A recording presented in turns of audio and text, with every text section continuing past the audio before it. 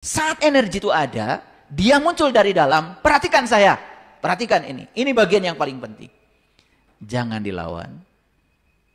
Jangan dihakimi. Jangan dinilai. Biarkan energi itu ada. Dan akui kalau itu ada. Jangan bereaksi yang negatif. Ketika kita mengambil sikap yang negatif, apa yang terjadi? Kita sedang menambah luka. Sikap yang negatif itu malah justru menambah luka semakin besar. Inilah karena kita selama ini nggak ngerti bagaimana cara menyembuhkannya. Dilawan, ya. Sesuatu yang dilawan pasti akan melawan. Sesuatu yang akan ditiadakan oleh kita akan. Jadi cara untuk mengambil energinya supaya dia tidak punya kekuatan, cukup disadari, diakui, diterima kalau energi itu ada. Tapi apa yang terjadi Bapak Ibu? Ketika X disebut-sebut, marah. Langsung diceritakan lagi yang lalu. Itu kalian mah. Saya tahu. Makanya tercager-cager. Gak waras-waras. Terus akhirnya apa? Menambah luka, menambah luka. Apa yang terjadi? Program itu bukan bergeser. Tidak ada quantum shift di situ. Yang terjadi apa? Itu dipermanenkan. Makanya kejadian yang sama terjadi berulang-ulang. Keren gak Bapak Ibu alam semesta ini? Keren apa tidak? Keren kalau dipahami. Makanya mekanisme ini kan jarang dijelaskan. Betul gak? Seolah-olah ini ranah psikologi. Ini sekarang harus masuk ke sini. Seperti kata Menteri Agama. Tempat-tempat ibadah ini harus jadi laboratorium spiritual. Itu Menteri Agama bilang begitu. Jadi jadikan rumah-rumah ibadah sebagai laboratorium. Kalau laboratorium itu tempat eksperimen, tempat mengambil data. Artinya apa? Tempat-tempat ibadah itu bukan melulu hanya melakukan ritual yang kita sendiri tidak pernah tahu. Tetapi ini harus jadi laboratorium. Nah makanya saya jadikan nih rumah ibadah jadi laboratorium. Kita coba melakukan proses eksperimen. Ini sedang eksperimen nih. Eksperimen. Ini sedang eksperimen. Masuk ke dalam diri lebih dalam. Nah. Di ayat ini dikatakan. Ya, bagi manusia ada akibat-akibat yang selalu mengikutinya bergiliran. Di muka dan di belakangnya.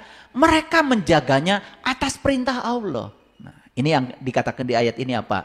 Yahfadunahu. Hafid itu maha penjaga. Yahfadunahu min amrillah. Loh, gimana cara Allah menjaga? Allah sang kehadiran, Allah sang keberadaan. Hanya merespon semua sebab-sebab yang diciptakan oleh kita sendiri. Bapak Ibu, ketika Bapak Ibu menceritakan keburukan pasangan, tambah sembuh, tambah buruk. Yang benar. Tambah sembuh, tambah buruk. Kenapa? Udah tahu sekarang hukumnya?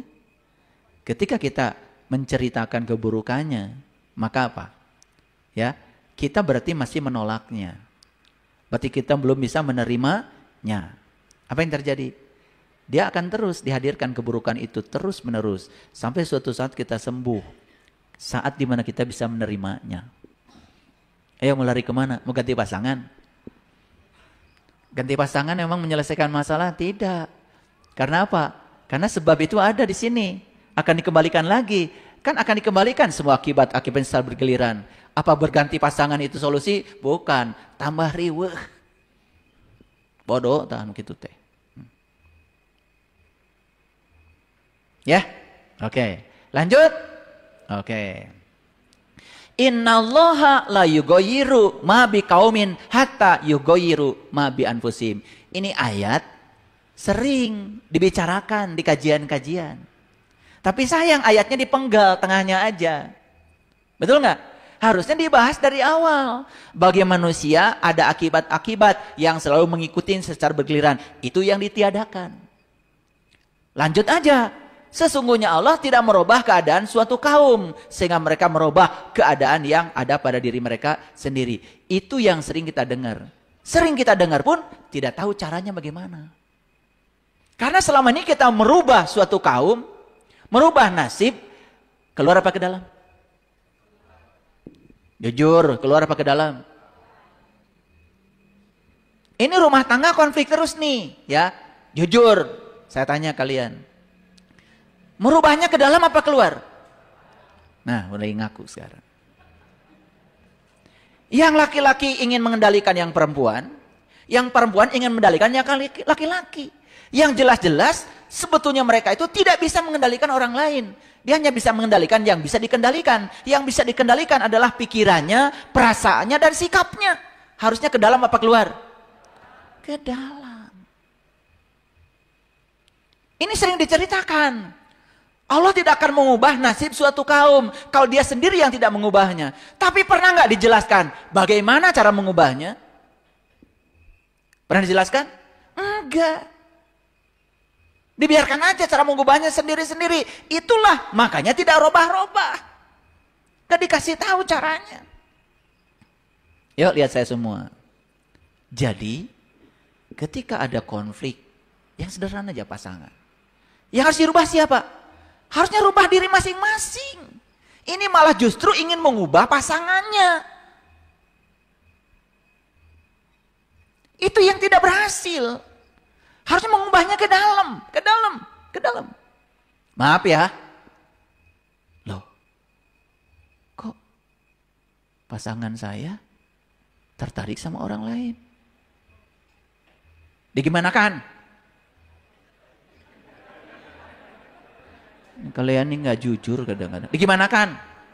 Diontrok orang lainnya? Eta. Kalian masuk bohong. Betul nggak? Dibenci orangnya, dibenci apa? Bukan koreksi diri. Apa kekurangan saya? Kenapa dia berpaling pada orang lain? Harusnya kan ke dalam. Gitu nggak Bapak Ibu? Males saya nanyanya. Itu gitu. Betul nggak? Ya tambah kusut. Itu. Sudah modal 2 miliar, habis. Berikutnya modal lagi, habis. Berikutnya modal lagi, habis. Apa yang terjadi? Utang tambah gede. Tahu sebabnya dari mana? Lihat dulu. Ketika dia ngemodal 2 miliar mau bisnis, niatnya apa? Ternyata bisnisnya ingin melipat gandakan uang. Supaya tambah banyak. Apa yang terjadi? Fokusnya pada uang. Harusnya uang itu kan alatnya saja. Saya ingin bisnis. Bisnis apa? Buka restoran. Kenapa buka restoran? Saya ingin melayani orang-orang yang butuh makanan enak. Karena saya kalau masak, kata orang enak. Saya tahu, itulah saya jenius di bidang masak-memasak.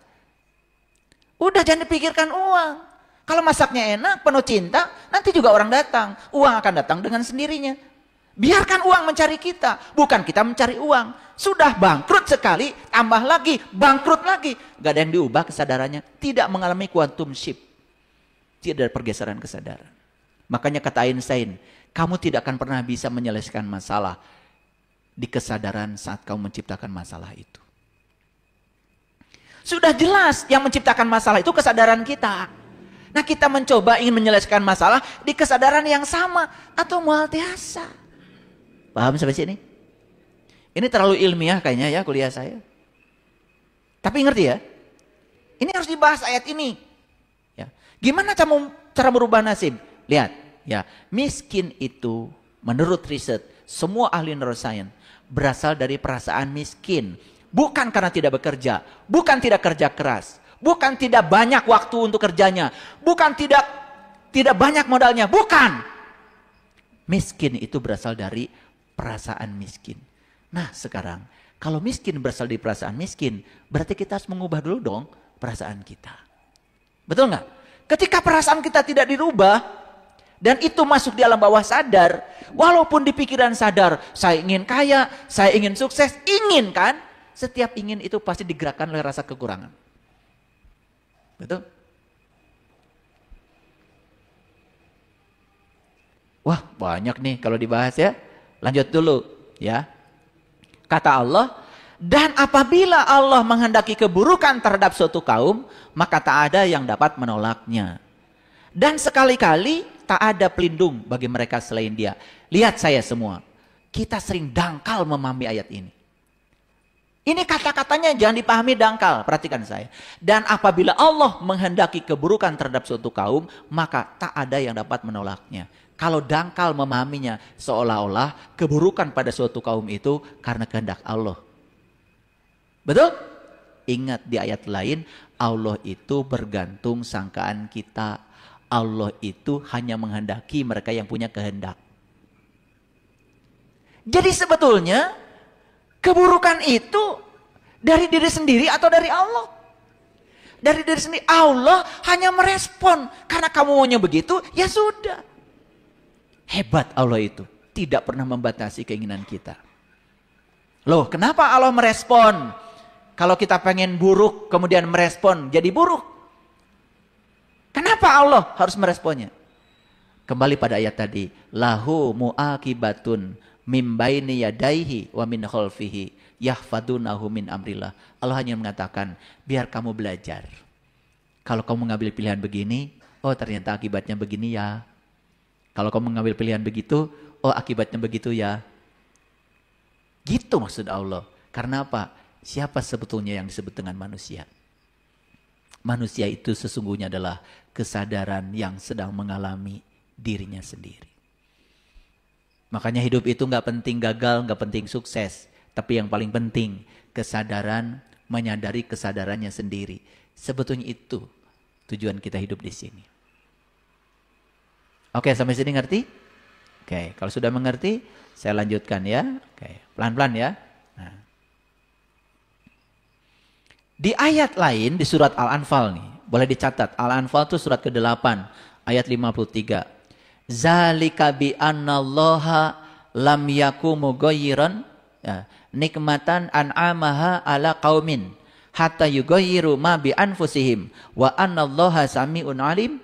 Yang demikian itu adalah karena sesungguhnya Allah sekali-kali tidak akan merubah suatu nikmat yang telah dianugerahkannya kepada suatu kaum hingga kaum itu merubah apa-apa yang ada pada diri mereka sendiri. Dan sesungguhnya Allah maha mendengar lagi maha mengetahui. Nah kalau tadi Allah cerita nasib. Kalau ini Allah cerita nikmat. Kita sudah diberi nikmat nih oleh Allah. Nah nikmatnya sudah diterima oleh kita. Itu nikmat itu tidak akan berubah kata Allah. Kalau kamu sendiri tidak mau mengubahnya. Sekalipun itu nikmat. Jadi artinya ayat ini memberikan kebebasan. Bapak Ibu. Berdasarkan ayat ini berarti kebahagiaan itu terbatas atau tanpa batas? Keberlimpahan itu berbatas atau tanpa batas?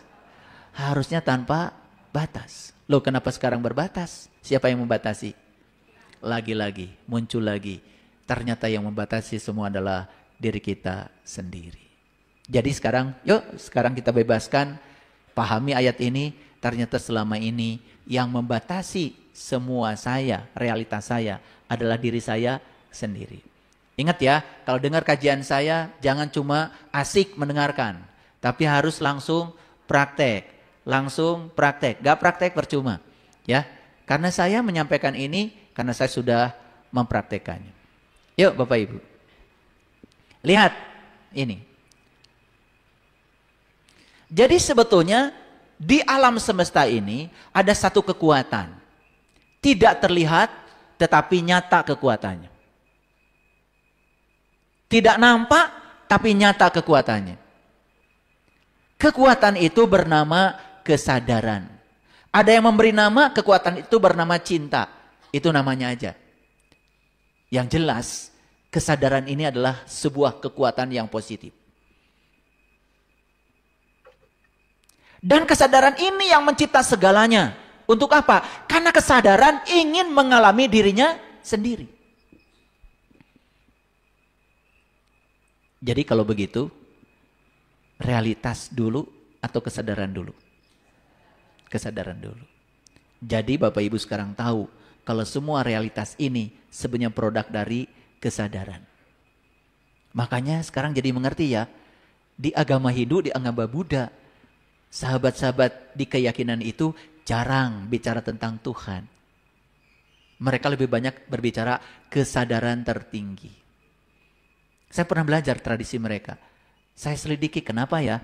Kalau di Islam dikit-dikit kan Allah, dikit-dikit kan Tuhan, sakit dari Allah, miskin dari Allah. Saya sering bicara dengan mereka, kenapa ya? Di agama mereka itu jarang bicara Tuhan. Tapi mereka bicara kesadaran tertinggi. Sebetulnya yang dimaksud ya, dia juga. Oh, kesadaran tertinggi. Karena mereka sadar, semua realitas ini sebetulnya hanyalah cerminan dari kesadaran yang tertinggi. Bapak Ibu, kalau begitu saya mau nanya. Pikiran dulu, kesadaran dulu. Jadi pikiran itu sebetulnya hanya salah satu segmen kecil dari kesadaran. Karena yang ada itu adalah kesadaran dulu.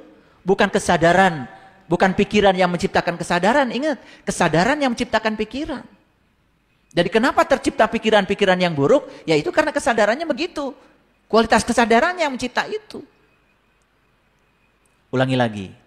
Jadi kalau kesadaran yang mencipta segalanya, sebetulnya kesadaran ini sedang ingin mengalami dirinya sendiri. Makanya cocok dengan ayat yang tadi, bahwa ya setiap sebab ada akibatnya. Untuk apa? Untuk melatih.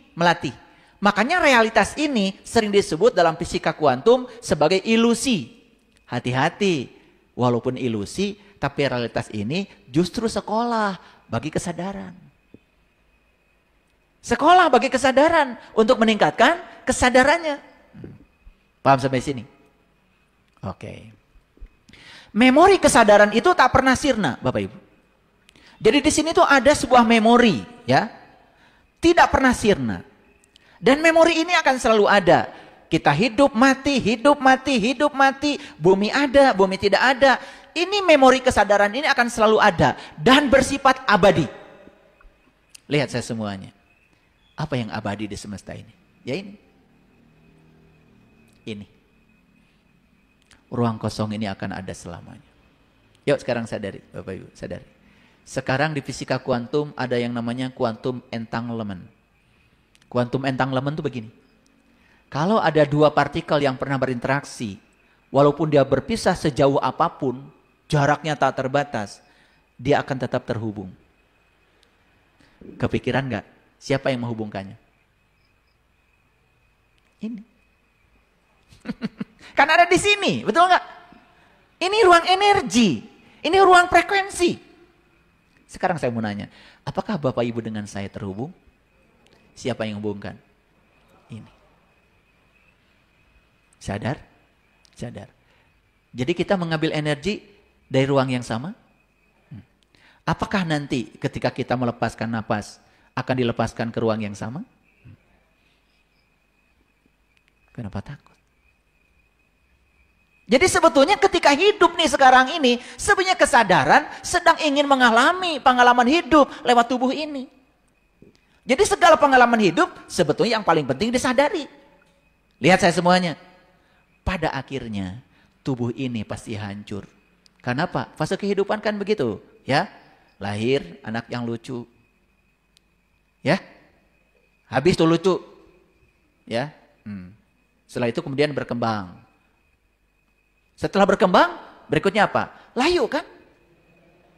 Ini udah lewat, lucu udah lewat, ya. Berkembang sudah lewat. Ini kan udah fase layu nih, layu, betul nggak? Setelah layu kan habis, tidak ada. Tapi saya mau nanya, apakah ketika kita nanti sudah habis tubuh ini, apakah kesadaran masih tetap ada? Masih tetap ada. Nah, terus kenapa kita takut menghadapi kehidupan dan kematian? Karena kita menganggap seolah-olah, ya, hidup itu adalah dari lahir sampai mati. Itu yang terbatas. Padahal sebetulnya hidup itu kesadaran itu tidak bisa dibatasi oleh fase lahir sampai mati. Nanti juga akan lahir lagi, mati lagi, lahir lagi, mati lagi. Sampai kesadaran itu menjadi sangat kaya. Dia punya pengalaman. Karena kesadaran ingin mengalami kesadarannya sendiri sebetulnya. Makanya ada orang yang terjebak pada sukses, tidak siap gagal. Sebenarnya karena tidak sadar aja. Gak apa-apa sekali-kali mengalami kegagalan. Kalau itu untuk membuat kita menjadi sadar. Daripada sukses terus dalam kekosongan makna. Kan banyak orang yang bingung dengan kesuksesannya. Betul nggak? Oke. Sampai sini mengerti? Oke. Nah, jadi memori kesadaran itu tak pernah sirna. Di suatu medan memori yang tak terbatas. Itu yang sering disebut oleh orang-orang spiritual sekarang sebagai AI-nya Allah. Coba gini, ya. Bikin lagu, kata-kata, bilang sama AI, tolong ya, ciptakan lagu, ya, yang sedih-sedih gitu, suruh aja AI. AI itu apa sih?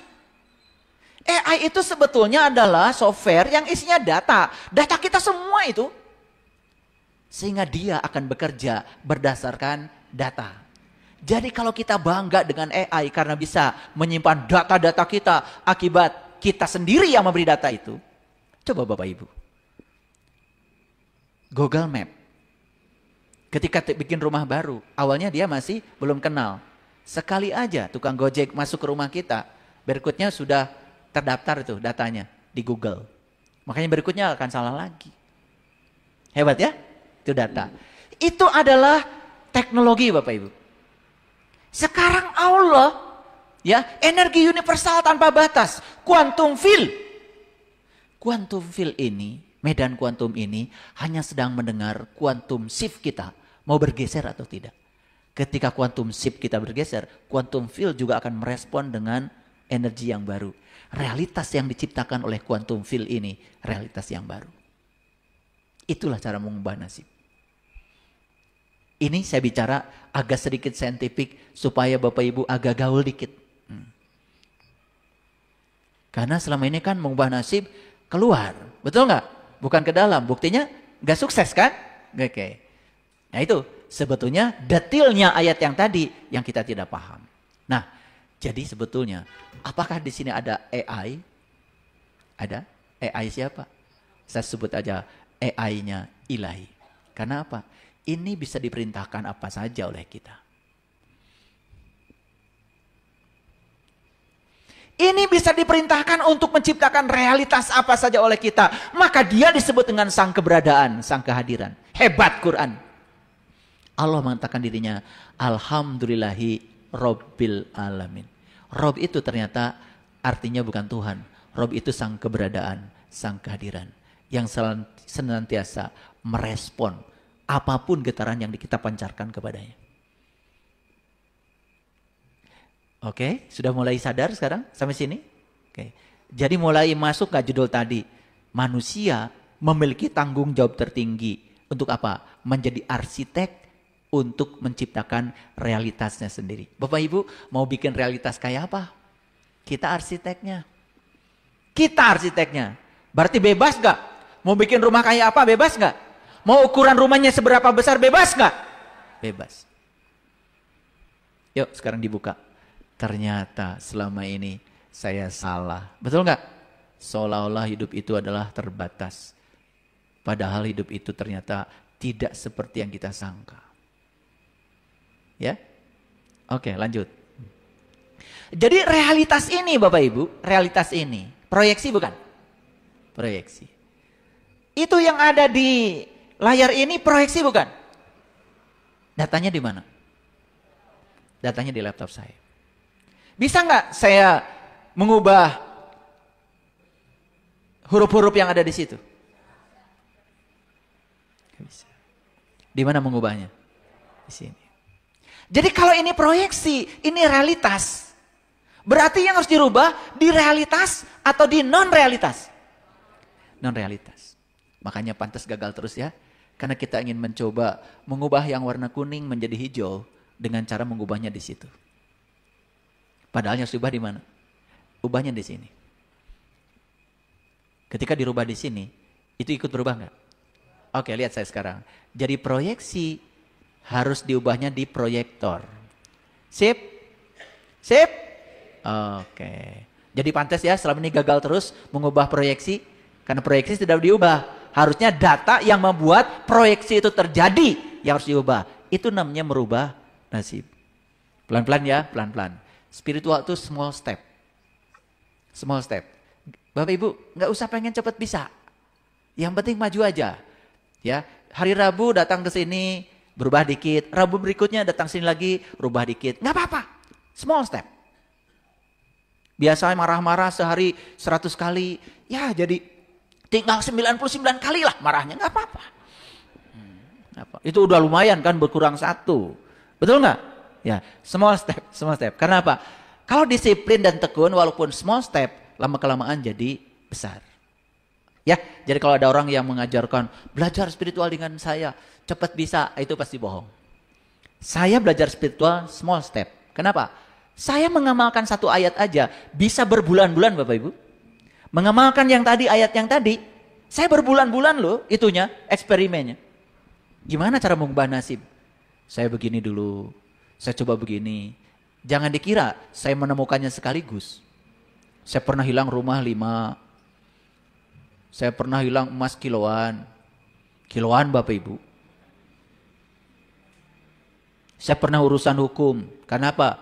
Ya, giro saya dipinjam teman, dipakai bayar utang. Dan ditulisi sejumlah utangnya, padahal kosong. Udah macam-macam pengalaman. Tapi semua itu ya, semua itu akhirnya bukan tentang sukses atau gagal. Tapi tentang kesadaran mengalami pengalamannya sendiri. Itu yang paling kaya. Dan berada di titik ini, small step Bapak Ibu. Mengalami itu semua. Mengalami.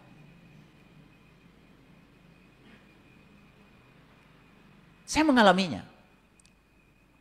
Pernah saya tidak punya uang sama sekali? Pernah. Jangan dikira. Saya pernah jadi asisten rumah tangga selama 8 bulan. Pernah. Gak digaji lagi. Pernah. Tapi itu adalah small step dalam episode kehidupan saya. Dan saya mengalami itu semua. Pesannya adalah ketika sekarang di rumah saya ada orang kerja, saya jadi bisa merasakan mereka. Saya pernah ada di posisi itu. Bedanya mereka digaji sama saya dulu nggak digaji. Makanya yang diingat-ingat oleh saya adalah tanggal gajiannya. Jangan sampai kelewat. Disuruh kerja terus tanggal gajiannya kelewat. Gak boleh itu. Saya ingatkan diri saya. 2 hari, 3 hari sebelum gajian, saya sudah siapkan gajinya. Jangan sampai lupa. Karena saya pernah di posisi itu. Jadi akhirnya yang tumbuh di sini bukan sukses atau gagal. Tetapi apa? Seberapa dalam kesadaran mengalami pengalaman itu. Makanya yang saya bagikan ini Bapak Ibu, bukan teori-teori bodong, bukan. Saya membaca 1 ayat saja, Ar-Ra'd tadi, itu berbulan-bulan lu prakteknya. Dan saya tidak berani menyampaikan ini sebelum betul-betul menjadi pengetahuan yang bisa disintesa. Makanya pengetahuan itu ada 6 langkah, dihafal dulu, yes. Makanya hafalan itu Bapak Ibu, itu adalah keterampilan hidup yang paling dasar. Yang tidak menolong.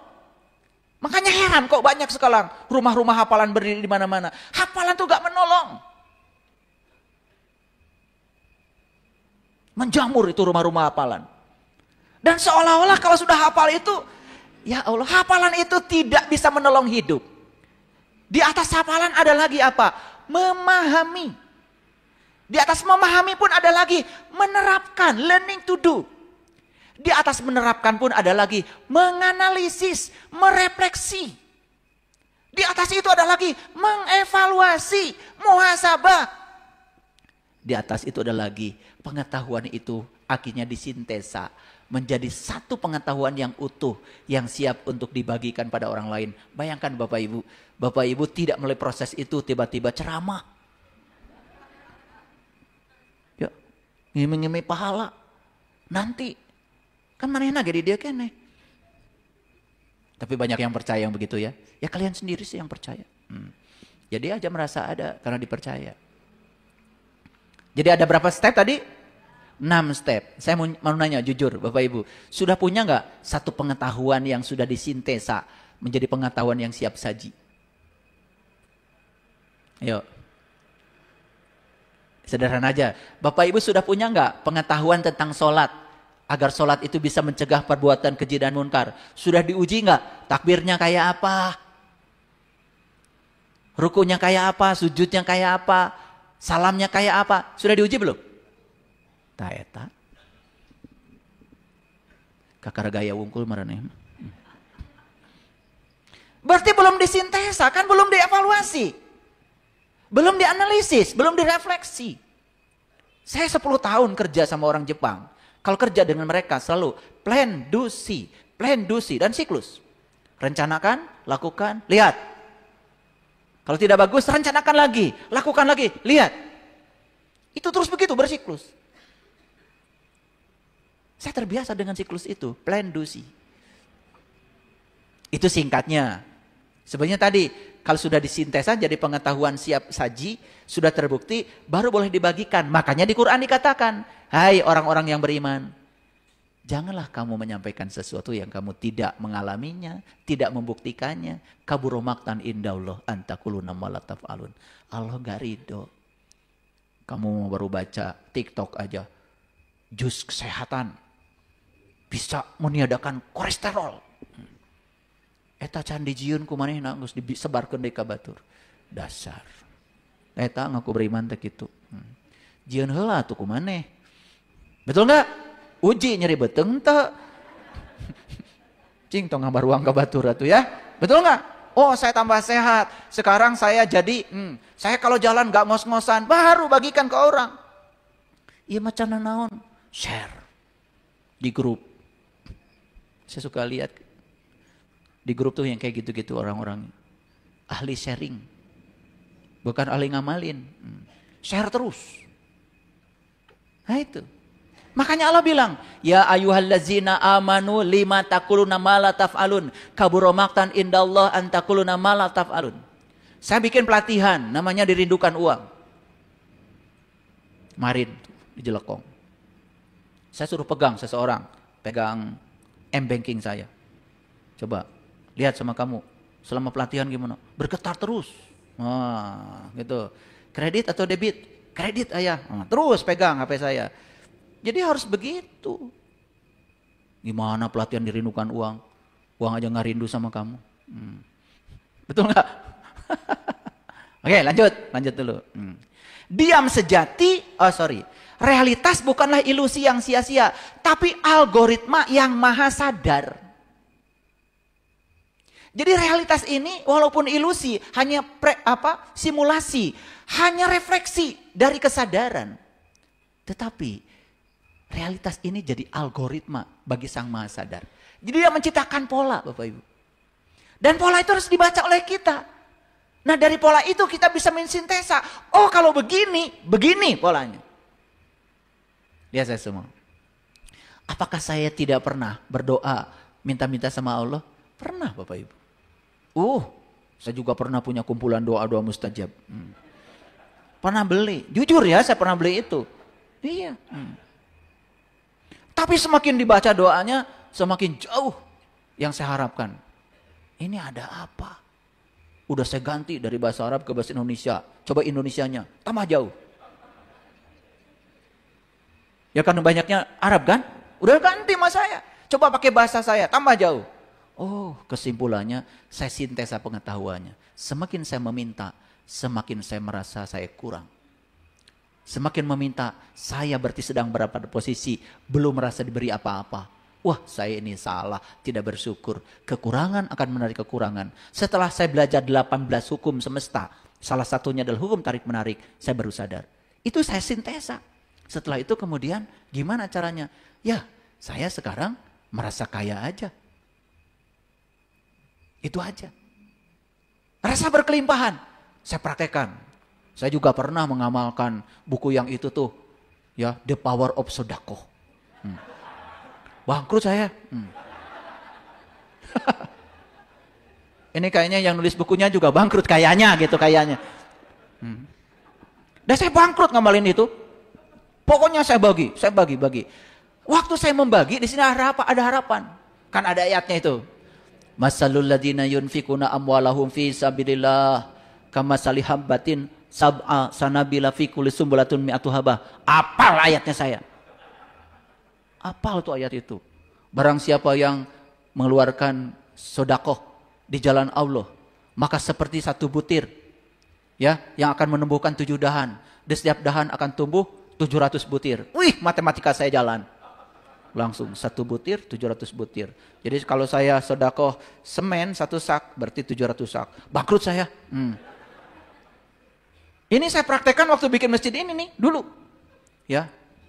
Waktu bikin masjid ini, ya, sampai saya nggak mau nerima sumbangan. Praktek saya begitu. Nggak mau. Ada yang mau nyumbang dari, kebetulan dulu wali kota Cimahi juga murid saya. Mau nyumbang. Enggak, saya bilang. Enggak. Wah itu, saya praktek.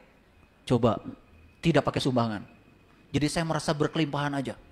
Wah bener itu. Itu disintesa pengetahuannya. Ya, ternyata begitu kita memberikan sesuatu di jalan Allah, tidak di jalan Allah. Tapi kita mesti transaksi dengan semesta. Ada keinginan untuk dilipat gandakan duitnya. Ternyata ingin dilipat gandakan, berarti saya masih merasa kekurangan. Sama Bapak Ibu, coba Bapak Ibu begitu ngasih uang pada orang, kemudian merasa berkurang uangnya, langsung hukum tarik menarik bekerja. Uang Bapak Ibu tidak akan bertambah. Harusnya ketika kita melakukan uang pada siapapun, tidak ada yang merasa berkurang di sini. Rasa berkelimpahan harus dijaga. Uang akan datang, like attracts like. Rasa berkelimpahan akan menarik kelimpahan. Bayangkan Bapak Ibu, dari omongan ini, banyak gak Bapak Ibu yang salah kaprah? Berarti sama ya pengalaman dengan saya ya. Lalu bedanya apa Bapak Ibu dengan saya? Sok, bedanya naon? Tadi kalau saya setelah learning to do dipraktekkan, saya analisis. Setelah analisis dievaluasi. Setelah dievaluasi disintesa. Jadi pengetahuan, oh ini kesalahan saya selama ini. Gitu. Bayangkan ya Bapak Ibu, setiap Bapak Ibu berbuat baik, pasti berharap orang lain membalas kebaikan dari Bapak Ibu. Begitu? Bapak Ibu sudah mengunci seolah-olah kebaikan hanya satu kemungkinan dari itu. Berarti ayat yang tadi, ayat yang di Quran dikatakan yang 1000 dinar itu loh, yang kalian pakai di, itu ada, saya tahu di rumah kalian ada itu. Saya pernah datang ke rumah itu. Ya ke rumah kalian pernah datang saya. Begitu masuk di ruang tamu itu doa 1000 dinar. Kursinya bolong-bolong. Ini kayaknya gak nyambung ini kursi bolong-bolong dengan doa 1000 dinar. Tahu doa 1000 dinar? Ah kalian pura-pura tidak tahu. Kalian suka pura-pura. Padahal tiap hari juga baca 1000 kali doa itu. Wa may yattaqillaha yaj'al lahu makhraja wa yarzuqhu min haitsu la yahtasib. Wa may yatawakkal 'ala Allah fa huwa hasbuh. Innallaha balighu amri qad ja'alallahu likulli syai'in qadra. Sampai hafal saya itu. Saking seringnya dulu baca 1000 dinar. Bangkrut Bapak Ibu. Karena apa? Saya kerja berpikir bahwa rezeki saya dari tempat kerja saya. Saya menutup rezeki saya di tempat yang lain. Bagaimana bisa bayar zuku min haitsu la yahtasib coba? Bapak Ibu berbuat kebaikan, berharap kebaikan dari orang itu, tidak melepaskannya. Bagaimana kebaikan datang dari arah yang tidak disangka? Betul nggak? Coba sekarang praktekkan setelah ini. 1000 dinar Bapak Ibu. Melakukan kebaikan tanpa transaksi. Setelah saya sintesa pengetahuan itu, saya coba. Bapak Ibu, masjid ini jadi hanya dalam waktu 1 tahun. Ini tanahnya 2000 meter nih, ya ini di Cibabat. Ya, tanah di sini berapa dulu? 5 juta. 2000 meter, 10 M. Tanahnya aja, belum masjidnya. Sekarang di sini tanah udah 20 juta. Cibabat ini. Silahkan tanya tuh, ya ke Pemko Cimahi. Di sini tanah berapa? Mahal. Tapi kalau kita berpikir kebeli, nggak ada masalah. Betul nggak? Oke. Jadi ini praktek. Makanya Bapak Ibu bayangkan ya, Bapak Ibu dari kecil kan diajar menghafal. Tapi sombongnya auzubillah. Baru hafal 1 juz aja udah, ikut musabaqah. Sebari nggak tahu yang di dalamnya itu apa. Belum disintesa menjadi pengetahuan yang siap saji. Lihat saya semuanya. Bapak Ibu dengarkan kajian saya. Ini pengetahuan siap saji. Paling perlu ada evaluasi sedikit-sedikit. Nanti ketika praktek, loh kok saya beda? Nah ini. Pasti ada sesuatu yang kurang tepat. Ada kemarin ada jamaah yang tanya sama saya. Saya lulus kuliah sudah bertekad. Saya nggak mau kerja di Jakarta. Bahkan dia bilang pada saya benci sama Jakarta. Gak tahu latar belakangnya apa. Begitu lulus kuliah, dia melamar kerja. 12 tahun kerja di Jakarta. Kemudian bilang sama saya, ini katanya hukum tarik-menarik gak beres kata dia. Dia tidak mau kerja di Jakarta, malah kerja di Jakarta. Lihat saya semuanya. Pusing kan? Dan dia mengatakan hukum tarik-menarik tidak bekerja buat dia. Karena dia pikir hukum tarik-menarik itu, kalau dia benci bekerja di Jakarta, maka dia tidak akan kerja di Jakarta. Clear sampai sini? Saya tunjukkan kesalahan dia. Di mana kesalahannya? Semakin benci kamu kerja di Jakarta, alam semesta memahami kamu pengen kerja di Jakarta. Tambah pusing dia. Gimana ayah kok bisa begitu? Lihat, hukum tarik-menarik itu hukum cinta. Cinta kekuatan positif. Kata benci, tidak suka, itu ketiadaan cinta. Ketiadaan cinta akan menarik ketiadaan cinta. Cinta hanya menarik cinta. Kenapa kau mesti benci di Jakarta? Imajinasikan aja. Kamu sudah bekerja di tempat yang kamu idamkan. Tanpa harus membenci Jakarta. Kamu akan bekerja di tempat yang kamu idamkan. Waduh, baru nepuk tangan. Wah, berarti saya bodoh selama ini. Iya, kata siapa kamu pintar? Memahami hukum gitu aja yang sederhana, gak bisa. Betul gak? Coba, semakin membenci orang, Bapak Ibu, ya, awas, ya. Benci, tidak suka, itu ketiadaan cinta. Hukum tarik-menarik itu bekerja dengan cinta, kekuatan positif. Itu yang harus dipahami. Semakin kamu benci orang itu, maka orang yang sama akan datang berulang-ulang dalam hidup. Itu hukum tarik-menarik. Ya, jadi hati-hati, ya. Karena alam semesta tidak mengikuti pikiran sadarmu. Alam semesta merespon data yang ada di alam bawah sadarmu. Di alam bawah sadarmu masih ada data itu. Ini yang jadi pengkabulan. Makanya kata-kata ud'uni astajib lakum. Berdoalah kepadaku, pasti aku akan kabulkan. Selama ini kalian bingung. Karena kalian berpikir Tuhan akan mengabulkan yang kalian ingin. Tidak, dia mengabulkan energi terkuat yang dipancarkan oleh dirimu sendiri. Clear sekarang? Ya, saya dulu pernah Bapak Ibu, ya, tanya, ya, ada seorang guru, saya tanya, ud'uni astajib lakum. Berdoalah kepadaku, pasti akan aku kabulkan. Itu Quran. Saya bilang, saya sudah berdoa sama Allah. Tapi kenapa Allah nggak ngabulkan? Ini saya yang salah atau ayatnya yang salah? Katanya kamu yang salah. Tapi salah saya nggak ditunjukkan. Karena nggak berani bilang ayat yang salah. Padahal pemahaman dia yang salah. Tapi kan udah ngaku guru, masa salah? Itu bahayanya orang yang tidak tahu. Tapi dia tidak tahu kalau dirinya tidak tahu. Lo memposisikan diri sebagai orang yang paling tahu. Makanya tidak mau belajar. Betul nggak Bapak Ibu? Ya, yuk hati-hati memahami hukum tarik menarik. Yes? Oke. Lanjut dulu. Ya. Diam sejati adalah bertindak dalam frekuensi tinggi. Bertindak dalam kesadaran ilahi. Ini penting Bapak Ibu. Kenapa ya para rasul, para sunan, para wali diam sejati. Tetapi malah dalam diamnya itu realitas terjadi. Kok bisa ya? Karena apa? Diam sejati itu bertindak tetapi dalam frekuensi. Dia bertindaknya dalam dimensi energi, dalam dimensi vibrasi, bukan bertindak seperti kita. Nah, kita bertindaknya di dunia fisik. Lihat saya semua Bapak Ibu. Karena selama ini kita mengira fenomena fisik, semua realitas ini fenomena fisik. Bukan. Realitas ini bukan fenomena fisik. Realitas ini sebenarnya adalah fenomena spiritual, fenomena mental, fenomena energi. Makanya perbaikannya di mana? Di spiritual, di mental, di energi, di dalam, bukan di area fisik. Seperti tadi, Bapak Ibu tidak bisa memperbaiki tulisan ini di layar, tapi bisa di sini. Kenapa? Karena di sini merubahnya. Clear sampai sini? Ulangi. Jadi realitas itu fenomena fisik atau bukan fisik? Bukan. Realitas itu adalah fenomena spiritual, fenomena mental, fenomena energi. Rubah di dimensi itu. Itu namanya quantum shift. Itu namanya pergeseran kuantum. Shift. S-H-I-F-T. Keren ya Bapak Ibu ya. Untung datang ke sini ya, jadi ngerti quantum shift ya. Ya kalau mau belajar idgham bi gunnah, bila gunnah. Nggak usah ke sini, cari aja tempatnya banyak. Jadi diam sejati itu apa Bapak Ibu? Bertindak dalam apa? Dalam frekuensi tertinggi. Jadi bertindak dalam kesadaran ilahi. Ih keren ya. Dari selama ini bertindaknya di mana Bapak Ibu? Di dalam apa di luar? Kita bertindak di luar.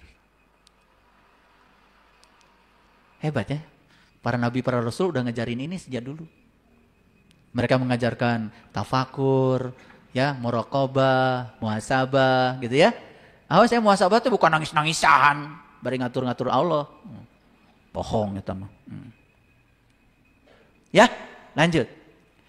Kesadaran tertinggi itu esa dan tunggal. Nih, saya pernah nanya, apa bedanya satu dengan esa? Dua. Kalau satu mah ada dua, ada tiga, ada empat, ada lima. Kalau esa itu ya tunggal, tunggal bukan satu. Makanya Pancasila tidak pakai Tuhan yang satu, tapi Tuhan yang Maha Esa. Nah, esa itu tunggal. Kalau eka, dwi, tri itu hitungan. Kalau esa itu tunggal. Lihat saya semuanya. Kesadaran tertinggi itu esa dan tunggal. Jujur Bapak Ibu. Apakah Bapak Ibu sekarang sedang berada di ruang kesadaran yang sama? Apakah ruang kesadaran ini meliputi saya dan Bapak Ibu semua dan meliputi semua makhluk di semesta ini? Yes. 1, 2, 3, esa atau tunggal? Esa. Berarti kalau begitu di alam semesta ini banyak ruh atau cuma ada satu ruh? Banyak ruh atau satu ruh? Satu ruh. Allah meniupkan ruhku ke sini. Allah meniupkan ruhku ke situ? Meniupkan ruhku ke situ? Kan Allah bilang, fa iza sawaituhu wa nafakhtu fihi mir ruhi. Jadi Allah tuh meniupkan ruhku kepada semua bentuk. Berarti di semua bentuk banyak ruh atau satu ruh? Ruh siapa? Ruhku. Jadi kalau begitu ada ruhku nggak di situ? Di situ, di situ, di situ, di situ. Loh, berarti kita ini sebetulnya sejatinya kan satu. Loh, kenapa kita saling menyakiti? Kenapa kita konflik? Kan sebetulnya, ya sebetulnya setiap Bapak Ibu ini hanyalah bentuk dari apa? Dari konfigurasi energi yang sedang menari di ruang kosong yang sebetulnya berasal dari kesadaran yang sama. Pernah lihat ombak? Ombak. Menyatu nggak dengan samudra atau terpisah? Menyatu. Pernah lihat nggak? Ada ombak yang beda-beda, ada yang gede, ada yang kecil. Nah, jadi sebetulnya itu ombak sama nggak isinya air? Sama. Dia sedang menari dengan energi yang berbeda di samudra yang sama. Jadi kita ini kan sedang menari di samudra yang sama, tetapi dengan kesadaran yang berbeda. Itulah yang membuat kita jadi kelihatan seolah-olah berbeda. Nah, bisa nggak kesadaran kita mencapai puncaknya kesadaran? Masuk di kesadaran ilahi. Bisa? Bisa. Bisa. Digdah perjalanan di samudra sunyi, jiwamu menari di cakrawala tak bertepi. Ku tinggalkan nama, ku tinggalkan raga, hanya jiwa bersujud di hadapanmu. Saat kematian menyibak tabir rahasia. Jadi harus belajar mati selagi hidup, supaya kita bisa menyibak rahasia semesta. Ya kan? Saat kematian menyibak tabir rahasia, menemukan jalan pulang menuju cahaya. Lagu bagus sekali ya.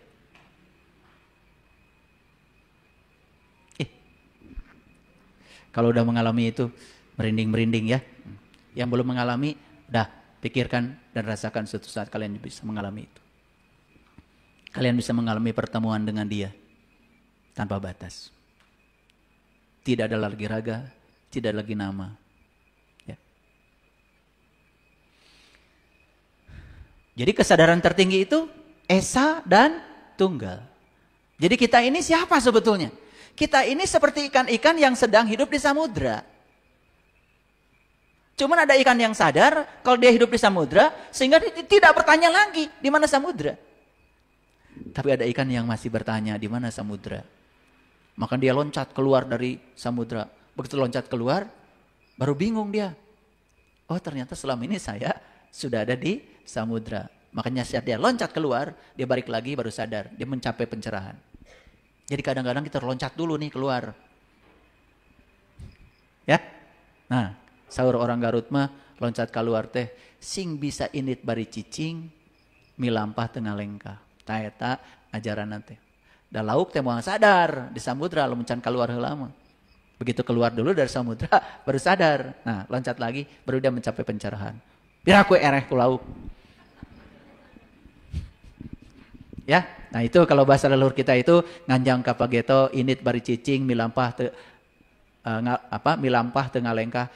Aduh, bahasa Nabi Muhammad mut anta qobla mut belajar mati selagi hidup. Bahasa leluhur kita di tanah Jawa mati sajeroning urip eta teh sama. Bahasa lainnya Yunus ditelan ikan sama. Bahasa lainnya Ibrahim dibakar api sama. Sama. Intinya adalah sebuah perjumpaan dengan kesadaran yang tertinggi. Mau nggak Bapak Ibu?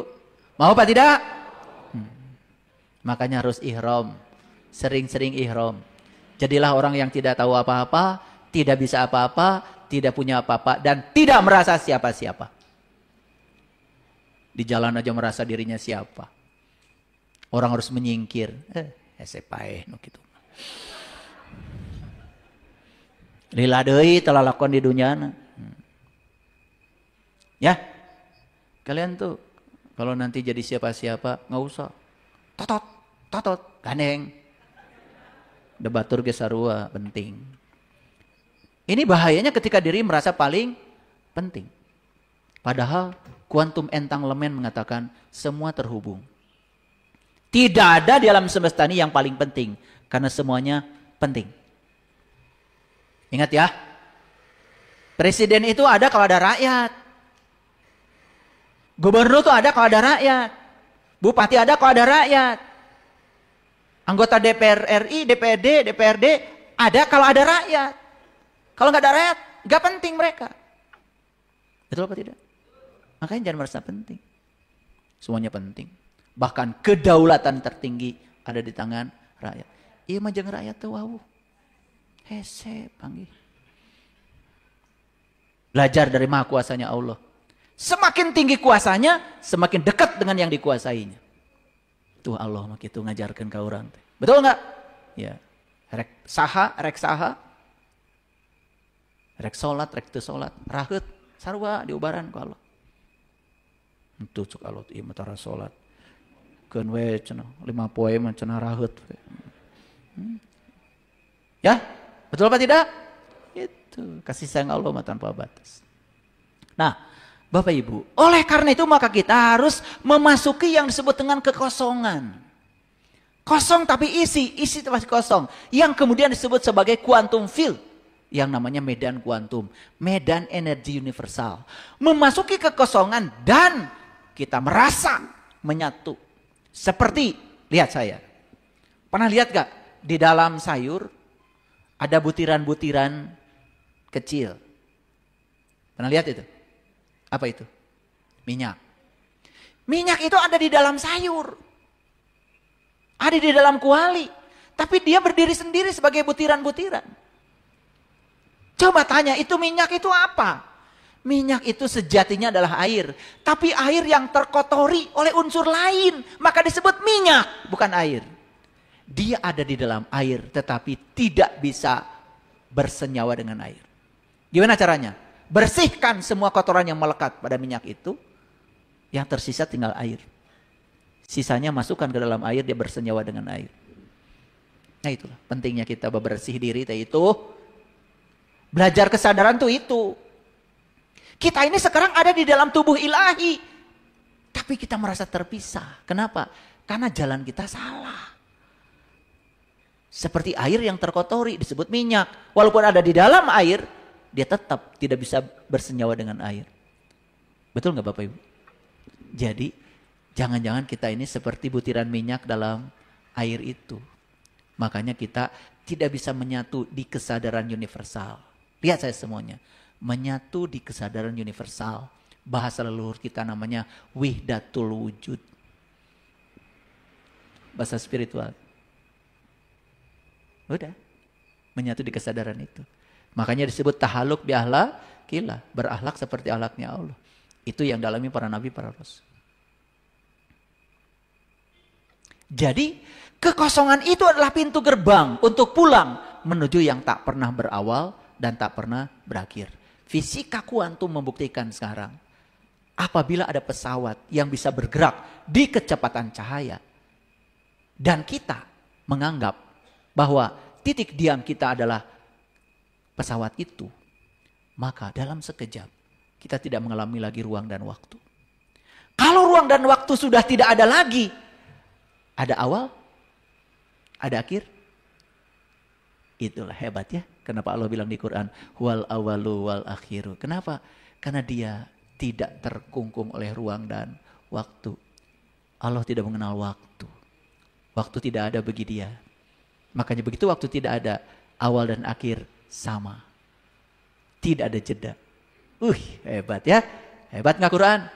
Hebat. Ternyata Quran bisa dijelaskan secara sains. Einstein sudah membuktikannya bahwa waktu itu relatif.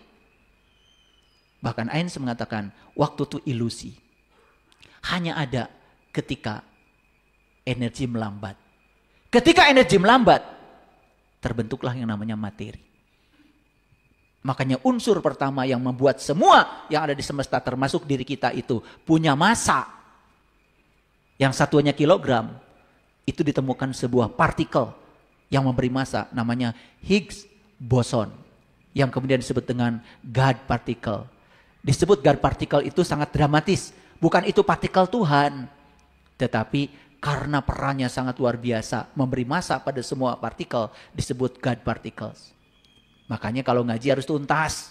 Jangan ngantuk. Karena ngantuk disebut aja. Oh itu partikel Tuhan. Oh Tuhan partikel. Tuh udah salah lagi mana. Dan nunutan wae. Bingung ente ngerti ente. Gitu. Betul nggak? Sombong wae nggak ngaji. Boga pahala. Jeung pahalu. Digetok wae. Ya perhatikan saya. Jadi Bapak Ibu. Makanya di Quran Allah berfirman. Allahu nurus samawati wal ardh. Masalu nurihi kamishkatin fiha misbah. Al misbahu fi jujajah. Ajujajatu ka'annaha kaukab. Duriyu yuqadu min sajaratin mubarakah. Zaitunatil la syarkiyah wala garbiyah. Yakadu zaituha yudhi walau lam tamsa sunar. Nurun ala nurin. Yahdillahu li nurihi mayyasha. Hebat sekali. Allah menyatakan dirinya Allahu nurun. Bukan nur biasa, tapi nur ala nur. Sekarang fisika sudah membuktikan kalau kita bergerak dengan kecepatan di kecepatan cahaya, ruang dan waktu tidak ada. Apalagi dalam konsep nur ala nur, gak ada ruang, gak ada waktu. Itulah yang disebut dengan keabadian.